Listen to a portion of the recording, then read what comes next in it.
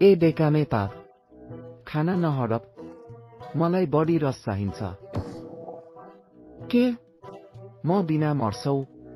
म नै यहाँको खर्च धान्छु के को हल्ला किन झगडा हेर उपयोगी म नै हुँ यो सामान्य पातले धेरै खान्छ ए मूर्ख यो पात युरोप निर्यात हुन्छ मूल्य धेरै छ गफ नदिनुस् बा यी झुम्रे पातहरू मभन्दा कसरी महँगा हुन्छन् मानिसहरू यसलाई अचार वा बेरेर खान्छन् यो विशेष परिकार हो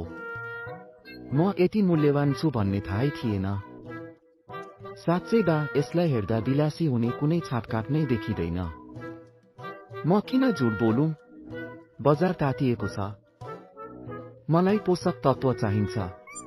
म तिम्रो प्यारो सन्तान होइन शान्त हौ